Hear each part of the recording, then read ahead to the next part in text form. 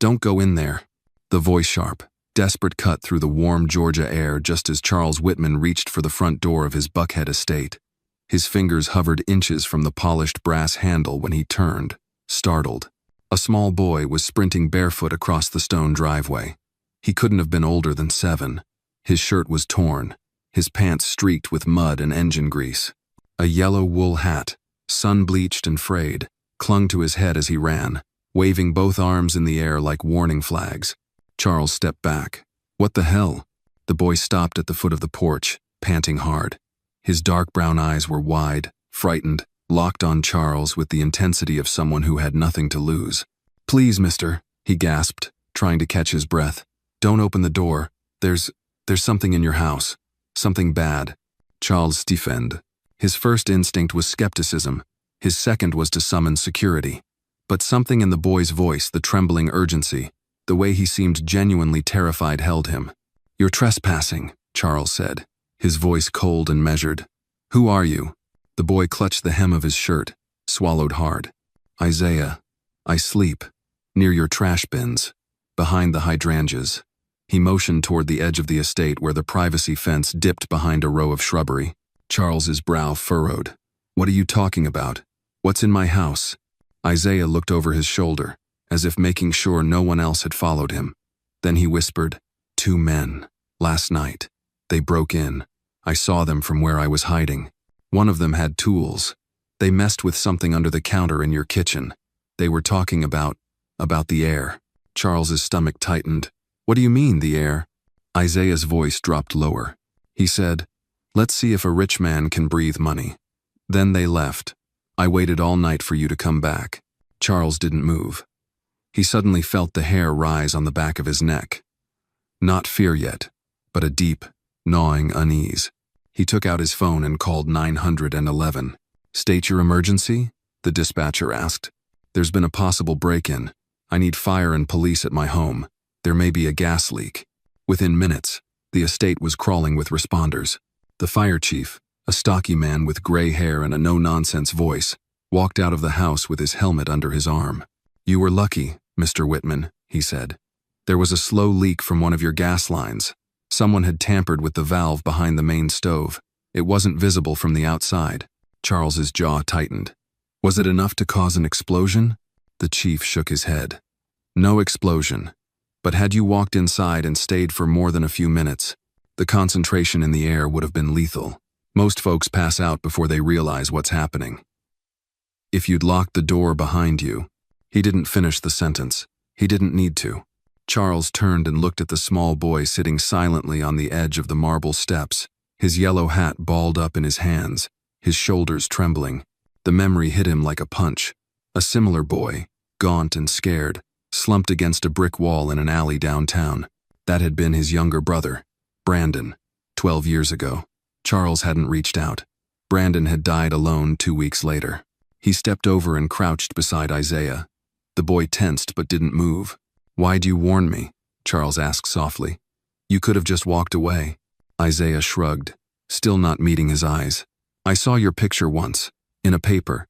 Said you gave money to my old orphanage, the one in Midtown. I remembered your face. Charles blinked. You were at Hope House? Isaiah nodded. Before they shut it down. Before Mama left. I kept the picture. Still have it. He pulled a crumpled newspaper clipping from his pocket and handed it to Charles with both hands.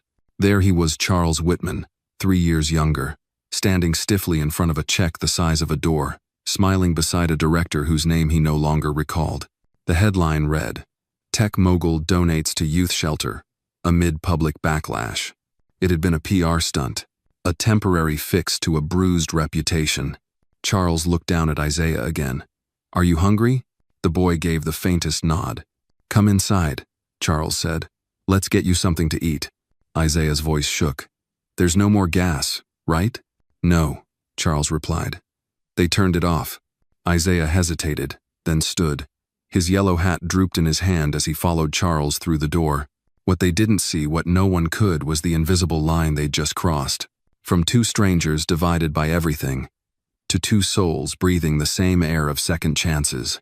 And in that moment, Charles no longer saw a homeless boy in front of him but a human being. Brave, quiet, and the one who had just saved his life. Give this boy a like for his courage and quick thinking. Before we continue the story, tell me where are you watching this video from? You might be surprised there could be plenty of people near you watching this exact same video right now. Isaiah sat at the edge of the mahogany kitchen stool, legs dangling, unsure if he was allowed to touch anything. His small hands clutched the yellow wool hat tightly in his lap. The granite countertop sparkled under the soft pendant lighting, and everything smelled faintly of citrus polish and roasted garlic. Charles placed a steaming plate of leftover pasta in front of the boy. "It's just spaghetti," he said, trying to keep his tone neutral. "No mushrooms. Hope that's okay." Isaiah gave a small nod. "Looks fancy." Charles watched him for a moment, then turned to the fridge.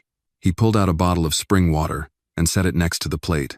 The boy hesitated only a second longer before digging in, eating slowly at first, then with urgency. He was starving. Charles leaned against the opposite counter, arms folded, silence filling the space between them. The events of the last hour hadn't fully landed yet. A gas leak deliberate. Someone had tried to kill him, and this child, someone he'd never met before, had saved his life.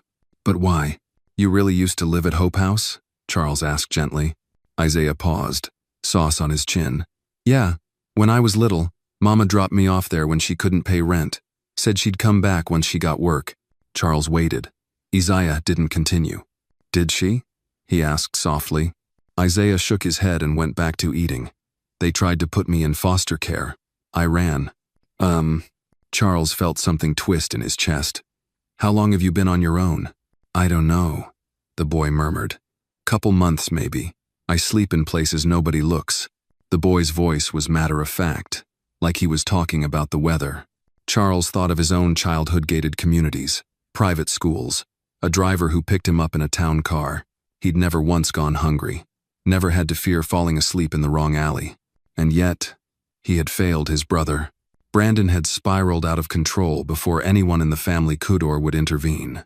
Drugs, homelessness, mental illness. Charles had thrown money at the problem, written checks, paid for rehab, but never once sat down and listened. He hadn't even gone to the hospital the last time, only to the funeral. Isaiah's story scraped something raw inside him. "Why did you keep that newspaper?" Charles asked. "That photo of me?" Isaiah shrugged. "You looked nice in it, like maybe you actually cared." He said it without sarcasm. Charles turned away for a moment, pretending to rinse a clean plate. "That donation, it wasn't what it looked like. I only did it to fix bad press. I hadn't even visited the place before that photo was taken." Isaiah chewed slower. "I still thought maybe you were different." Charles looked over his shoulder. "After everything you've been through, how could you still think that?" The boy didn't answer. He just shrugged again, as if hope was a habit he hadn't been able to shake. After a pause, Charles asked, "Where did you sleep last night?" "In the little gap behind the bins," Isaiah said. "It's warm there, smells, but better than some places." Charles exhaled. "You said you saw 2 men last night. Did you recognize them?" "Number. They wore hoodies. One of them had a flashlight. The other kept watch." "Did they say anything else?" Isaiah looked up. "One of them said, 'He's gonna sleep deep tonight.' That's when I knew it was bad." Charles nodded slowly. "You stayed until I came home. That's a long wait. I didn't want you to die." Those 5 words slammed into him harder than he expected. A boy who had no one, no food, no home, had waited all night not to steal, not to beg but to warn a stranger.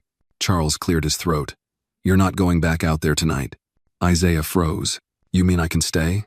"For tonight, yes," Charles said. "We'll figure out the rest in the morning." The boy looked down, visibly trying to hide a small, private smile. After dinner, Charles showed him the guest, room small but warm, with a clean bed and a nightlight. Isaiah hesitated at the door, looking around like he'd entered a dream. "There's fresh towels in the bathroom," Charles said. "Shower's all yours. I'll leave a shirt outside the door." Isaiah blinked at him. "You're really nice for a rich guy." Charles tried to smile. "Don't let it get around. I've got a reputation." The boy Lafetta sounded so honest and brief it almost startled Charles. Later that night, Charles sat alone in his study. The news was on mute. He stared at the grainy image of himself on the screen security footage from the estate. Capturing the moment, Isaiah stopped him. The news ticker read, CEO targeted in gas tampering incident, police investigating possible sabotage. He muted the television again and looked down at the newspaper clipping Isaiah had left on the desk. His own face, 3 years younger, smiling with hollow pride. What had Victor said the last time he came to Whitman Development? Something like, "You took my house, my job. What do I tell my son when he asks why we sleep in a car?" Charles had shrugged him off. Had security escort him out. What if it had been Victor? The thought came like a gust of cold air. He opened his laptop and began typing. Victor Freeman. South Atlanta eviction. Complaint history. Employment records. Something told him this wasn't random. Upstairs, the hallway light dimmed as Isaiah curled under a warm blanket for the first time in months. He placed the yellow hat on the nightstand, next to a glass of water, and whispered to himself, "Please don't kick me out tomorrow." He didn't know that Charles was already downstairs, writing out a planet just to protect the boy, but to finally face the ghosts he'd ignored for far too long. And maybe, for the first time, he was ready to listen. Charles woke earlier than usual. The house was quiet, the kind of silence that wrapped around you like fog. For a moment, he sat on the edge of his bed, elbows on his knees, staring down at the hardwood floor as morning light crept across it.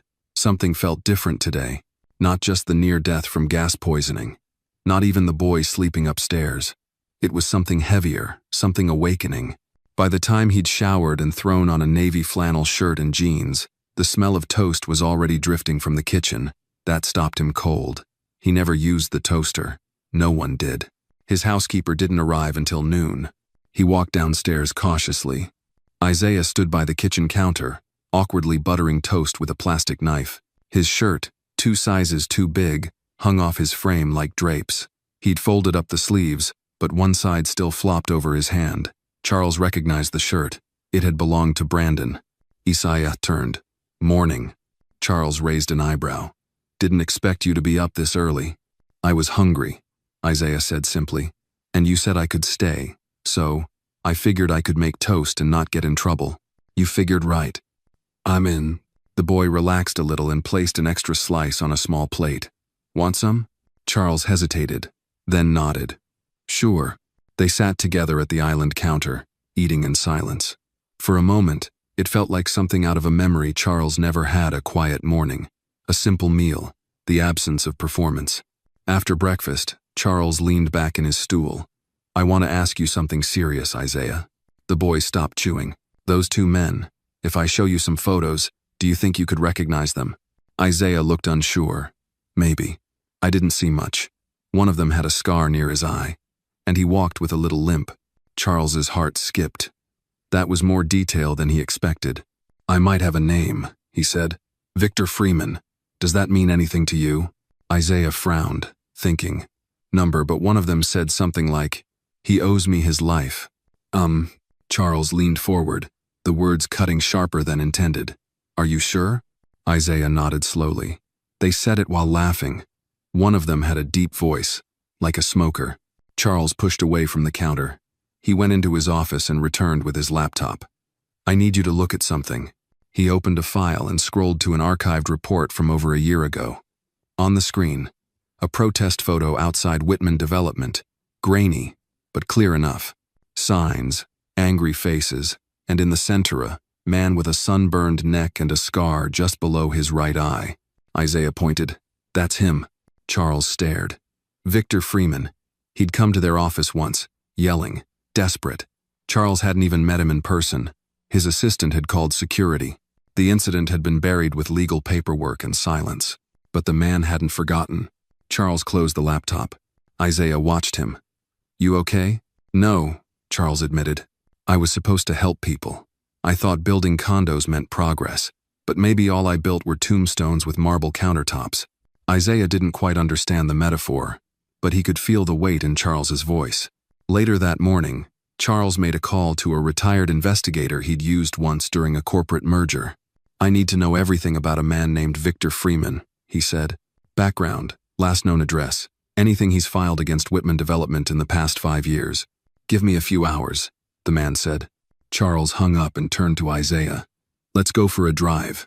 They rode through downtown Atlanta in Charles's black Lexus. Isaiah pressed his nose to the window, watching the buildings blur by. "I've never been in a car this quiet," he said. "Can't even hear the engine." "That's the point," Charles said, but he smiled. He drove them to a small community center in South Atlanta. It sat across the street from a fenced-off lot where a line of old row houses had once stood, now flattened, replaced by gravel and a sign that read, "Future Home of the Whitman Residences." Isaiah looked out at the empty land. "People used to live here?"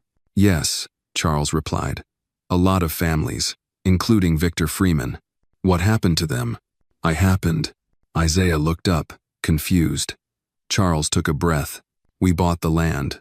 We told the city we'd bring in jobs, high-end retail, tax revenue. But the people here couldn't afford to wait for promises. They just got pushed out." Isaiah stared at the lot, quiet. "You didn't know what would happen?" "I knew," Charles said. "I just didn't think it was my responsibility." Back at the house, Isaiah curled up on the couch with a book from the shelf. Charles returned to his study. The report had arrived. Victor Freeman, former electrician.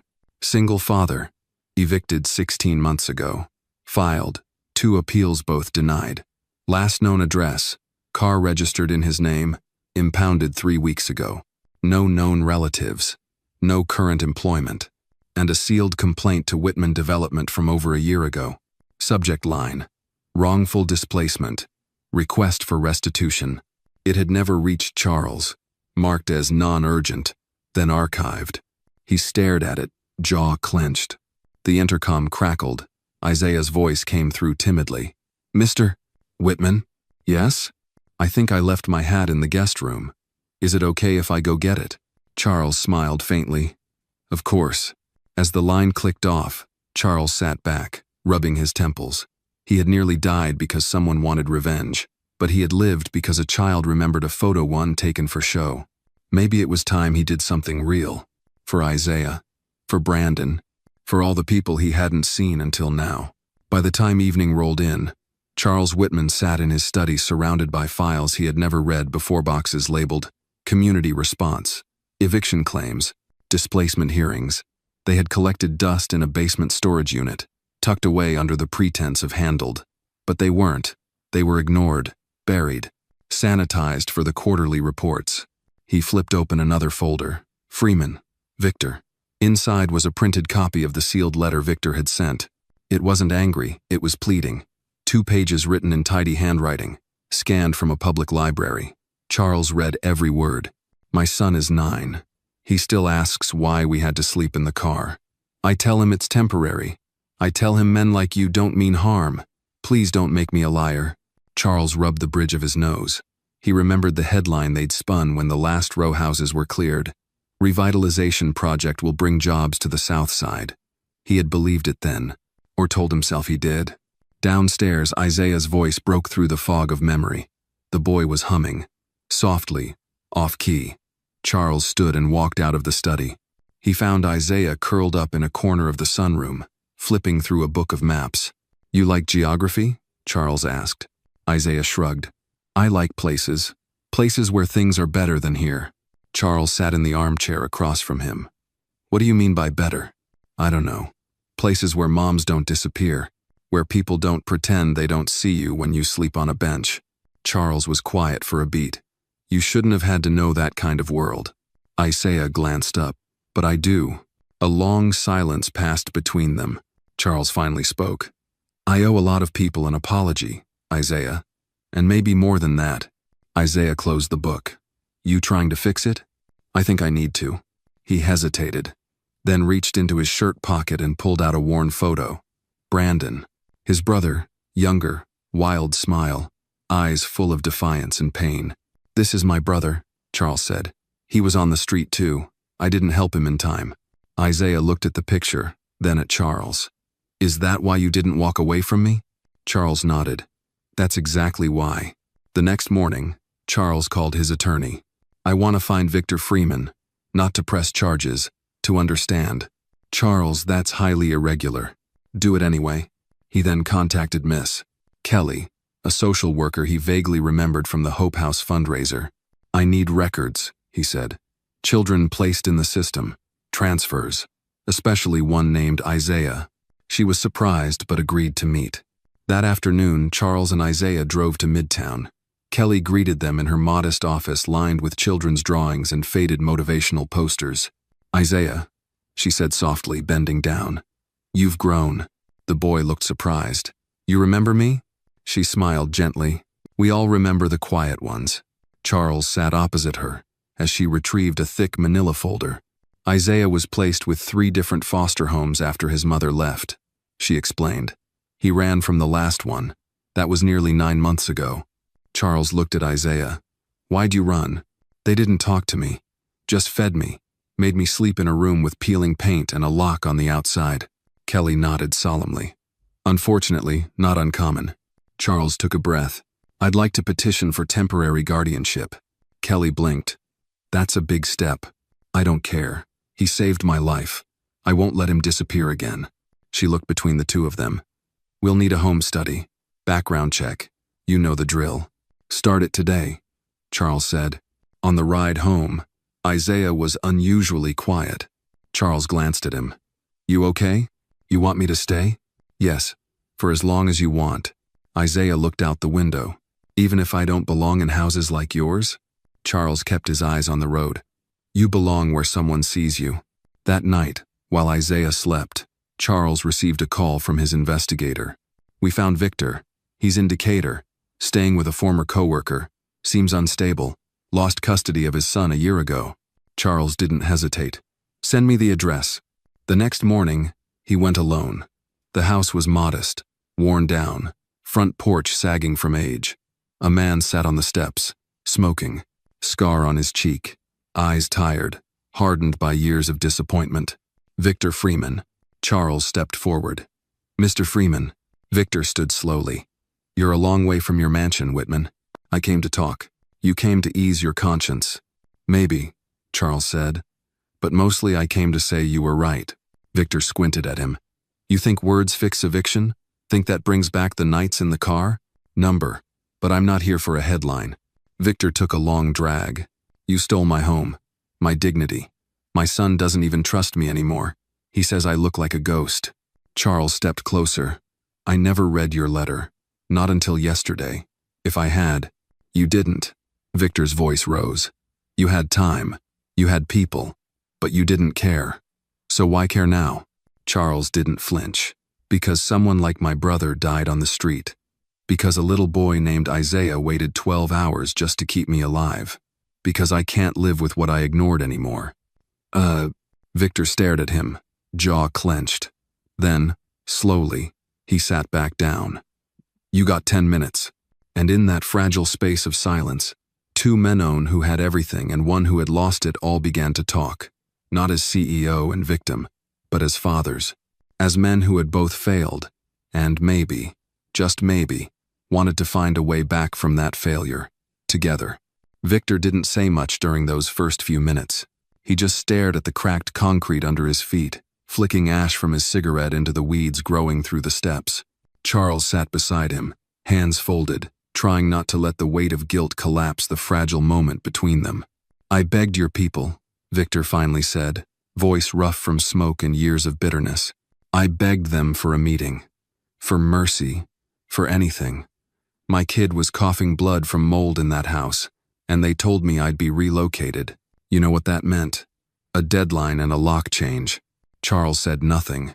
There was no defense. He didn't even try. Victor continued. "I took extra shifts. I even offered to help with the wiring for your new condos free. Said it might buy me a week." They laughed. "Security dragged me out before I finished my sentence." "I remember the report," Charles said quietly. "But I never read the letter. Not until yesterday." Victor looked at him then, disbelief tightening his jaw. "You didn't read it because you didn't have to. That's the kind of power you have. You could ruin lives without even noticing." Charles nodded. "I know. You know now. I want to make it right." Victor laughed bitterly. "You think cutting a check fixes this?" "No," Charles said. "I think nothing fixes it, but that doesn't mean I shouldn't try." Victor's eyes narrowed. "Why now?" Charles hesitated, then said, "Because I almost died.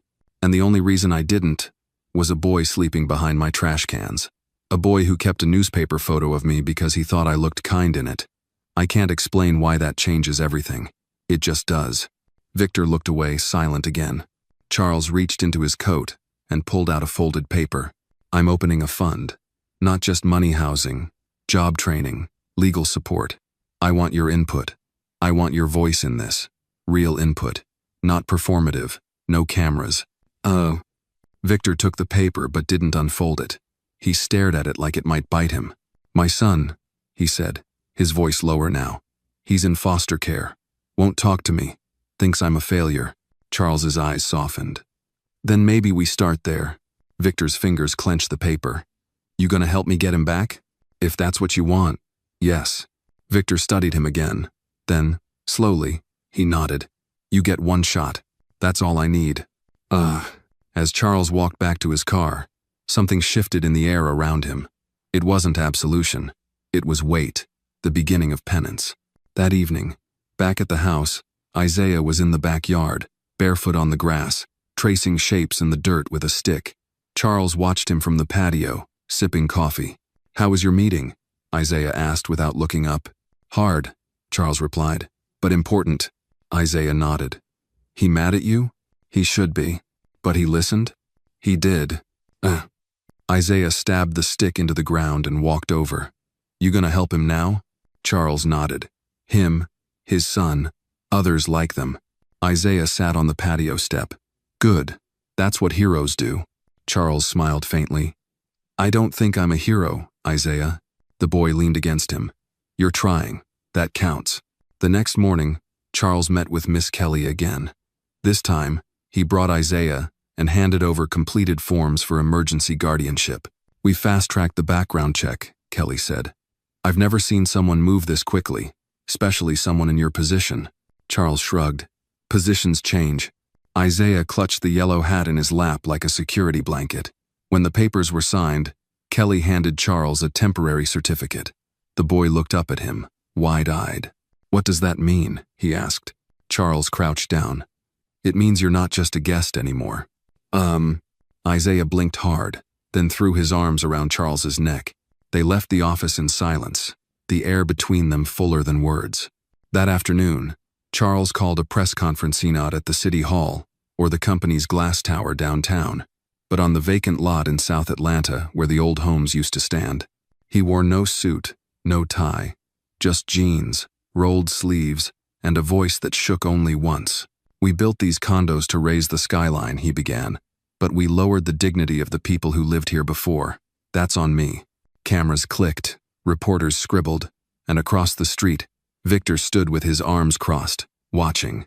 Charles continued. Starting today, Whitman Development is launching the Second Wind Initiative, an effort to restore not just homes, but trust. Affordable housing, support services, legal advocacy, all guided by the people who were most affected. He paused, then motioned to Isaiah, standing a few steps behind. This is Isaiah. He saved my life. He reminded me that the most invisible people often carry the most powerful truths, and I refused to look away again. When the conference ended, people clapped some politely, others genuinely, but Charles didn't care about applause. He only cared that Victor gave him a small nod before walking away. That night, Charles tucked Isaiah into bed. The boy held onto his hat like always. Can I stay here forever? He asked. Charles brushed a hand over Isaiah's hair. As long as you want. This is your home now. Isaiah smiled, already half asleep. Then I'll stop running.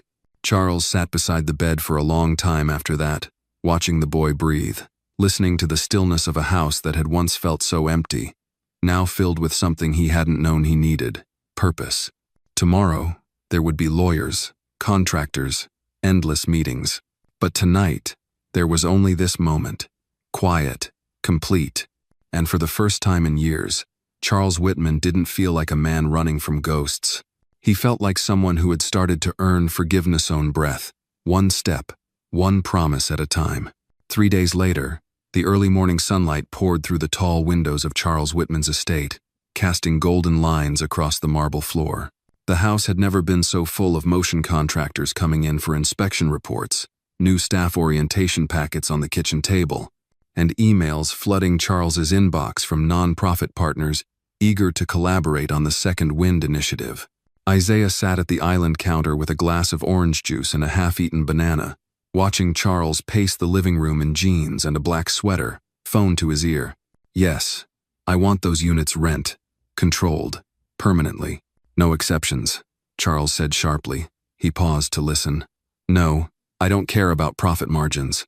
We're not in the business of bleeding the people we displaced. He hung up with a deep sigh, then glanced at Isaiah. Didn't sleep, did you? The boy asked, chewing slowly. Not much, Charles admitted. You talk in your sleep. I do? Yeah, Isaiah smirked. You said ceiling fans in every unit or I'm walking. Charles chuckled despite himself. That's oddly accurate. A knock at the door drew his attention. He opened it to find Victor Freeman, wearing a clean but faded jacket, holding a folder under one arm. His expression was cautious but not hostile. You said you wanted my input, Victor said. You meant it? Charles stepped aside. Come in. Isaiah perked up the moment he saw Victor. Hey, you're the guy with the scar. Victor blinked, then gave a tight smile. Yeah, that'd be me. Charles gestured toward the dining table. We'll talk in here. Isaiah lingered for a moment. You want me to go? No, Charles said. You stay. Victor looked at the boy, then at Charles, eyebrows raised. He deserves to see what rebuilding looks like, Charles said. Victor opened the folder. Inside were sketches, notes, handwritten ideas for how to rebuild the neighborhood without repeating the past. We need a daycare center on site, Victor said, tapping a page. A lot of single parents work 2 jobs. And don't forget corner markets that take snap none of that Whole Foods crap. Charles nodded, making notes. And no gates, Victor added firmly. We don't need walls around these new homes. We need porches, places where neighbors talk again. I like porches, Isaiah mumbled through a bite of toast. Victor glanced at him.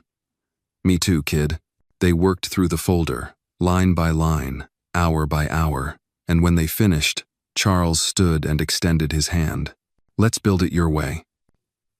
Victor looked at him for a long moment before finally shaking his hand. As Victor left, Isaiah followed him to the door. Are you going to see your son soon? He asked. Victor paused, the question hanging in the air like dust in sunlight. I hope so. Maybe not today, but I'm working on it. Good, Isaiah said. He probably misses you. Victor swallowed hard. Yeah, I miss him too. The door closed gently behind him. That afternoon, Charles brought Isaiah to Hope House, the orphanage that had once been a footnote in his charitable giving. But now, it was different. The building had been purchased outright under the Second Wind Foundation. Repairs were underway. New staff were being interviewed. Child psychologists and trauma counselors walked the halls in sneakers, not heels. This place looks better, Isaiah whispered, holding Charles's hand. It will be, Charles said. We're naming the new wing after you. Isaiah stopped. Me? Yeah, the Isaiah Hall. For kids who never got a real chance but gave one anyway. The boy blushed, looking down at his sneakers. Can it have bean bags? It'll have whatever you want. That night, back at home, Charles was reading Isaiah a story when the boy interrupted. Why didn't you help your brother? The question landed like a punch soft, unexpected, but deep. Charles closed the book slowly. I was selfish. I thought sending money was enough. I thought if I didn't see the pain, it couldn't touch me. Isaiah nodded solemnly. I think sometimes people forget pain doesn't need an invitation. Charles blinked, his throat tightening. You're right, he whispered. Isaiah leaned back on the pillows. But maybe you helping me is kind of like helping him too. Charles looked at the boy, eyes suddenly burning. He reached out and placed a hand over Isaiah's. Maybe it is. Outside, the wind rustled through the trees. The house, once sterile and cold now, carried the quiet warmth of something human, something healing. The next morning, Charles was on the phone with a city councilman when Isaiah walked in holding a small cardboard box. What's that? Charles asked, covering the phone. Isaiah opened the flaps. Inside were 2 photographs, a plastic dinosaur missing an arm, a packet of crackers, and the folded newspaper article with Charles's picture. My treasure box, Isaiah said proudly. Charles hung up the phone. That's everything you have? It was. Charles looked at him for a moment, then nodded. Let's add to it. He opened his desk drawer, pulled out a keychain with the Whitman crest on it, and handed it over. Isaiah turned it in his hands. This is real silver? Solid, Charles said. What's it for? For the front door. For any door. It means you belong. Isaiah smiled. A little crooked, a little cautious, but it reached his eyes. And with that, the boy who used to sleep behind trash bins became, without fanfare or ceremony, part of something permanent. Not a guest, not a statistic. Family. As the sun climbed higher, the two sat side by side, one man learning to listen, one boy learning to trust, quietly building a future neither had expected, but both had always needed. It was Sunday morning when Charles Whitman found himself standing in front of a church he hadn't stepped inside since his mother's funeral nearly 2 decades earlier. The building stood modestly on Auburn Avenue, its red brick faded by time, its wooden pews visible through stained glass windows that flickered in the sun. Isaiah stood beside him, squinting up at the bell tower. This where you used to go? The boy asked. Only when I was a kid, Charles replied, back when I still believed that silence meant peace, not avoidance. Isaiah tilted his head. What's that mean? It means I used to sit here and pray for people I didn't want to talk to. Charles smiled, then nodded toward the door. Come on. There's someone inside I want you to meet. Inside the church, the Reverend Grace Taylor stood near the altar, flipping through the day's hymnal list. Her silver curls caught the morning light, and her eyes, though kind, held no illusions.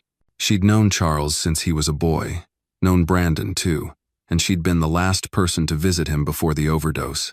Well, if it isn't the Whitman who finally shows his face without a check in his hand, she said, arms folded. Charles gave a sheepish grin. I figured I owed more than money this time. Grace raised an eyebrow, then looked at Isaiah. And this little man? This is Isaiah. He's the reason I'm still breathing. Isaiah gave a small wave. Hi, ma'am. Polite too. Grace stepped forward and crouched a little, looking Isaiah in the eyes.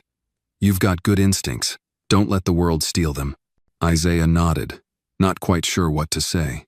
Grace stood and looked back at Charles. You didn't come just to reminisce, did you? Charles shook his head. I need help. I'm rebuilding Hope House. I need someone who knows what healing actually looks like. Grace's expression softened. You finally listening, Charles? He nodded. I'm trying to. She walked to the altar, touched it gently. I'll come, but only if you promise not to turn this into another press moment. These kids don't need heroes. They need people who show up when no one's watching. Deal, Charles said without hesitation. As they left the church, Isaiah tugged on Charles's sleeve. She's kind of scary. She's exactly the kind of scary we need, Charles said with a grin. Back at the estate, the phone rang just as they stepped inside. Charles answered, his expression shifting immediately. Yes, that's correct. Wait, what? Where? He hung up and turned to Isaiah. That was Kelly, the social worker. Victor's son, Jacob, was located. He's in a group home in Macon. They think he's ready to see his dad. Isaiah's eyes widened. You gonna tell him? Charles nodded. Right now. They drove to Victor's temporary residence, a 2-room rental tucked behind a tire shop. Victor opened the door shirtless, holding a coffee mug and blinking in surprise. Jacob? He said, before Charles even spoke. We found him, Charles confirmed. You can see him, but you'll need to go through a supervised visit first. Victor exhaled, setting down the mug. He hates me. He's scared. But scared doesn't mean gone. Victor looked away for a long moment. What if I fail him again? You already didn't, Isaiah said from behind Charles. You didn't disappear. That counts. Victor smiled faintly. Smart kid. Charles clapped a hand on Victor's shoulder. You've got a second chance. Don't waste it. The next few days moved like the turning of a slow tide. Hope House's renovations picked up speed. Volunteers arrived, daily retired teachers, counselors, even a few ex-residents who heard about the rebuild through whispers, flyers, and community forums. Isaiah was there every day, helping stock bookshelves, painting walls, organizing toy bins. He never said much, but he listened, watched, learned. One afternoon, Charles found him sitting alone in the corner of the new Isaiah Hall, looking up at the freshly mounted plaque bearing his name. You don't have to pretend to be okay all the time. Charles said, sitting beside him. Isaiah swallowed hard. I know. It just feels like, if I stop smiling, someone might send me back. Charles shook his head. You're not going back. This is forward now. All of it. Isaiah leaned into him, quiet. That evening, Charles stood in his office, overlooking the city through his window. The skyline he once measured in dollars now looked differentless, like glass trophies, more like shadows of what had been lost and what might still be found. His assistant buzzed in. There's a reporter downstairs from the Journal. Wants to do a story on the boy who saved the CEO. Charles pressed the button. Tell her no. But let her know if she wants to write about Hope House and the kids there. We'll make time. He walked down the hallway and peeked into Isaiah's room. The boy was asleep, clutching a worn-out teddy bear that Charles didn't even recognize. Probably donated. Probably more valuable to him than any silver spoon. Charles turned off the light and stepped back into the hallway, where a framed photo of Brandon hung smiling, whole, long before the streets took him. For what it's worth, Charles whispered, I think I'm finally listening. And in that quiet house, no longer hollow, no longer echoing with absence, Charles Whitman finally understood what it meant to be present, not just with money, not just with apologies, but with presence, choices, and the kind of daily commitment that doesn't make headlines, just like Isaiah had done for him. One breath, one word, one warning, and now, one future. Together. It was 2 weeks after the reopening of Hope House when Victor finally saw his son again. The meeting took place in a quiet, sunlit room at the Macon Group home. There were no cameras, no press, just a folding table, 2 chairs, and a box of tissues that neither man reached for, but both noticed. Charles had arranged the visit, and though he stayed in the hallway, his presence was felt. Isaiah sat beside him, legs swinging from the bench outside the door. You think Jacob will talk to him? Charles looked down. I don't know, but I think showing up matters more than saying the perfect thing. Inside, Victor stood by the window, while Jacob entered, a gangly teenager with wary eyes and hands shoved into his hoodie pocket. He didn't speak, just looked. And Victor, he didn't push. After nearly a minute, Victor said, You look taller. Jacob shrugged. I eat better now. Victor nodded slowly. That's good. Silence again. Then Jacob asked, Why didn't you come for me sooner? Victor's voice cracked. Because I thought I'd already lost you. Jacob didn't respond, but he didn't walk away either. That was enough for now. Later that evening, Charles and Isaiah stopped by a modest diner just off I-75. It was a small place with checkered floors and booths that squeaked when you sat. Isaiah devoured a plate of pancakes like he hadn't eaten in days. You know you can ask for something else, right? Charles chuckled. You don't have to eat breakfast for dinner just because it's cheap. Isaiah grinned through a mouthful. This isn't cheap. It's perfect. Charles sipped his coffee and glanced out the window, eyes lingering on the passing cars. We'll be opening 3 more community centers in the next year, he said quietly. South Fulton, East Point, and one near the airport. Isaiah nodded. Are you scared? A little, Charles admitted. Not of doing it wrong. You won't, Isaiah said confidently. You have people now. That sentence stayed with Charles longer than the meal. Back at home, Charles received an email from the mayor's office.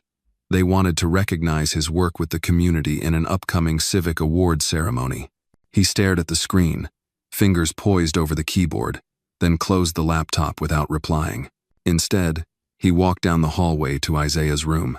The boy was sitting cross-legged on the bed, flipping through a photo album Charles had given him, a collection of pictures from his first days at Hope House to now.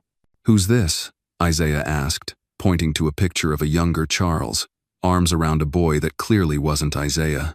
That's my brother, Brandon, Charles said, sitting beside him. That was the last photo we took together before he left. Isaiah looked up. You think he'd be proud of you now? Charles thought about it. I think he'd ask what took me so long. Isaiah grinned, then leaned into him. Well, I'm glad you got here anyway. The next morning, Charles took Isaiah to a small park near the heart of the city, just a patch of green surrounded by brick buildings, with a broken fountain and a single playground. Children were running around barefoot, mothers on benches, grandparents pushing strollers. A woman sat near the edge of the field with a guitar, singing softly to herself. Her voice trembled but held a kind of peace that stopped Charles in his tracks. Isaiah tugged his sleeve. "That's her." Charles looked down. "Who?" "That's my mom." The words hit like a slow-moving train. He turned sharply, scanning the woman's face. She was thinner than he remembered from the shelter's intake photo. Older, fragile in a way only life could shape. "Are you sure?" he whispered. Isaiah nodded. "I remember her hands. She used to sing when she braided my hair." Charles's breath caught. "Do you want to go to her?" Isaiah hesitated, heart pounding. "Not yet. Can we just sit?" So they sat. On a bench, silent, watching her sing to no one and everyone. Charles didn't push. He just stayed. It was nearly an hour before Isaiah stood, walking slowly across the field. Charles stayed behind, watching as the boy approached the woman. She looked up, startled, guitar slipping from her lap. Then she reached out, hand trembling. Isaiah fell into her arms.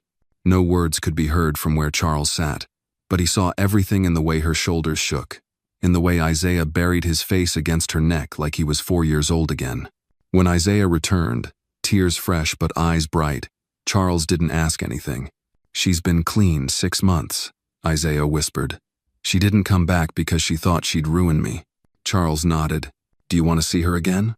Isaiah clutched his yellow hat in both hands. "Yeah, but I still want to stay home with you." Charles smiled. "You're allowed to have both." That night, back in the quiet of the estate, Isaiah placed a new photo in his treasure box, a picture of him and his mother in front of the fountain. He added a small pebble he picked up from the park. "I think this means things don't stay broken forever," he said. Charles tucked him in, his hand resting briefly on the boy's shoulder. "No," he whispered, "not if someone's willing to fix them." And in the silence that followed, beneath the roof of a house once built on distance, 2 lives continued to stitch themselves back together slowly, deliberately, lovingly, until nothing felt broken anymore. The ceremony wasn't supposed to be grand. Charles had insisted on that. No red carpets, no velvet ropes, no suits and ties. Just folding chairs arranged under a white canopy in front of the newly rebuilt Hope House, the late spring breeze rustling the banners hung above the entrance. The banner read, in bold navy lettering, "The Isaiah Hall, a place to begin again." Isaiah sat in the front row, swinging his legs nervously, wearing his favorite gray hoodie and a clean pair of jeans Charles had bought him the week before. The yellow knit hat faded now, and fraying sat proudly on his head, even in the warm afternoon sun. Charles stood beside the podium, fingers loosely holding a folded speech he wasn't sure he'd use. In the crowd were faces both familiar and new. Victor Freeman, standing tall in a navy jacket, with his son Jacob beside him, awkward and quiet but present. Grace Taylor from the church, Miss Kelly, former residents, volunteers, parents, kids, neighbors. This wasn't a celebration of Charles Whitman. He made that clear. This was a ceremony for everyone who never had one, a ceremony for return, for repair. When the mayor stepped up to speak, Charles politely declined to follow her. Instead, he walked straight to the center of the crowd and lifted a small microphone clipped to his collar. "6 months ago," he began, "I didn't know Isaiah. I didn't know Victor. I didn't know half the people standing here today. I thought I knew what leadership looked like, meetings, metrics, margins, but I didn't know what community meant." He turned to Isaiah and smiled. "A little boy reminded me." Isaiah blinked fast, eyes already glassy. Charles continued, voice low, steady. "I'm not proud of how long it took, or how many people I hurt along the way, but I am proud that we're here, and I'm proud that the place behind me, this building, this name isn't a monument to guilt, it's a promise." He looked out over the crowd, a promise that the invisible will be seen, that second chances don't expire, that justice doesn't always come from a courtroom, it can begin with a whisper, a warning. Even a child who shouldn't have had to carry that kind of weight. The crowd was silent, hanging on every word. Charles took a breath and finished. "If I've learned anything, it's this: people don't need saving, they need to be believed. And when they are, they can save each other." He stepped away from the mic. No applause at first, just silence, deep and resonant. Then, slowly, hands came together, then more, louder. But Charles didn't linger in it. He walked back to Isaiah, knelt beside him, and handed him a small, square envelope. "What's this?" Isaiah asked. "Something you've earned." The boy opened it. Inside was a certificate, embossed with gold lettering. "Permanent custody, granted Isaiah Whitman." His mouth fell open. "You adopted me?" Charles nodded, tears brimming. "As of this morning." Isaiah flung his arms around him. "You mean I really get to stay forever?" "Forever," Charles said. "No more running." Victor stepped forward next, shaking Charles's hand without a word, then pulling him into a brief, firm hug. Charles returned it. "I saw Jacob smile today," Victor whispered. "First time in almost 2 years." Charles gripped his shoulder. "It's just the beginning." That evening, back at the house, Charles and Isaiah sat on the front steps beneath the porch light. The air was soft, scented with jasmine, and the faint smoke of someone grilling a few houses down. Fireflies blinked lazily along the hedges. Isaiah had his treasure box open between them. Inside were all the pieces of his story. The newspaper clipping, the photo with his mom, the pebble from the park, a dried wildflower someone had tucked behind his ear at the ceremony. And now, the adoption certificate. Charles watched him silently for a long time before speaking. "You ever think about what would have happened if you hadn't said anything that day?" Isaiah nodded. "Sometimes. What do you think?" The boy looked up at him. "I think you'd be gone, and I'd still be sleeping behind trash bins, and maybe I wouldn't have talked to anyone again." Charles's throat tightened. "You gave me more than my life, Isaiah." Isaiah reached into the box and pulled out the yellow hat. "This is the only thing I had for a long time. When I didn't feel like a real person, I'd pull it over my eyes and pretend I was someone who mattered." He held it out. "Can you keep it now?" Charles blinked, caught off guard. "Are you sure?" "I don't need it anymore," Isaiah said, "because now I know I matter." Charles took the hat like it was made of gold, pressing it gently to his chest. "You always did." They sat in silence for a long time after that, watching the night settle in, not with fear, but with a kind of stillness that neither had known before. From the edge of the lawn, motion sensor lights flicked on. A delivery truck rolled down the street. Somewhere in the distance, church bells rang not for a funeral, not for a ceremony, but for the simple passing of time. And in that quiet, beneath stars that didn't care where you were from, Charles Whitman and his son finally exhaled, safe, whole, and home.